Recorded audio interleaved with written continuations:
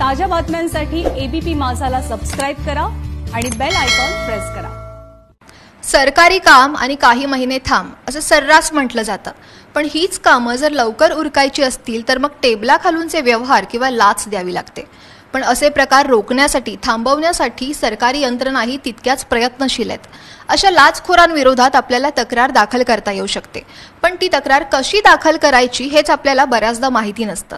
हेच आपल्याला जाणून घ्यायचंय। माझ्यासोबत अप्पर पोलीस उपायुक्त रमेश धुमाळ सर आहेत। सर, अशी तक्रार दाखल करायची सगळ्यात पहिली मुख्य पायरी म्हणजे हेल्पलाईन नंबर 1064 ती कशी काम करते? 1064 ही हेल्पलाईन महाराष्ट्र लाचलुचपत प्रतिबंधक विभागाची आहे। याद्वारे महाराष्ट्रातील कोणत्याही ठिकाणावरून तक्रारदार लाचलुचपत प्रतिबंधक विभागास कॉल करू शकतो आणि आपली तक्रार काय आहे ती संबंधित अधिकाऱ्याला सांगू शकतो।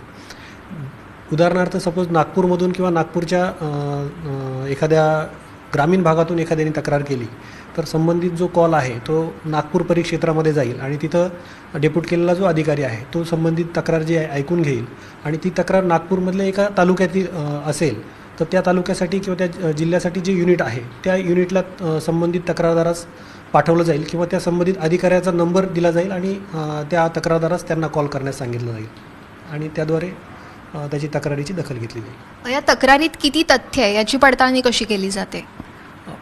तक्रारीची पडताळणी जी आहे ती प्राथमिक स्तरावर जो अधिकारी कॉल घेतो तो प्राथमिक स्तरावर करतो आणि त्याची तक्रार ज्या एरियाच्या संदर्भात आहे त्या एरियाच्या जे अधिकारी असतील त्या एरियाच्या अधिकाऱ्याचा नंबर त्याला तक्रारदारास दिला जातो आणि मग संबंधित एरियाचा जो अधिकारी आहे तो अधिकारी त्या तक्रारदाराची जी तक्रार आहे त्याची पूर्ण पडताळणी करून पुढची कारवाई करतो।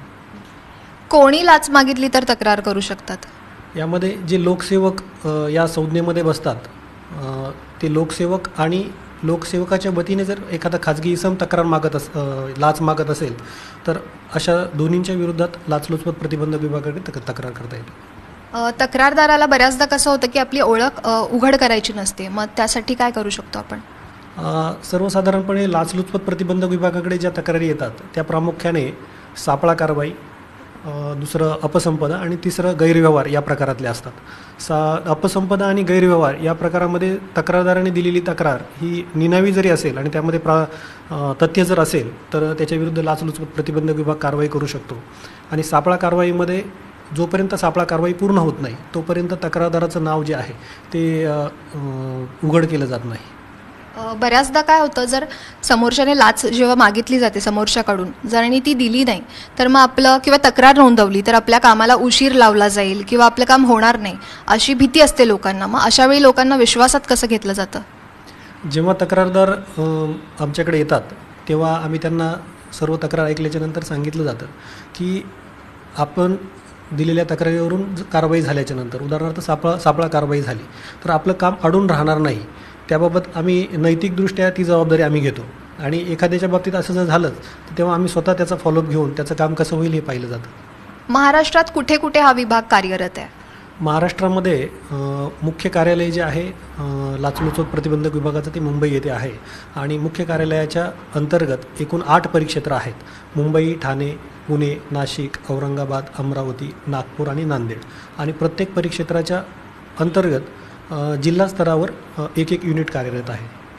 1064 या हेल्पलाईन व्यतिरिक्त नागरिक तुमच्याशी कसा संपर्क साधू शकतात?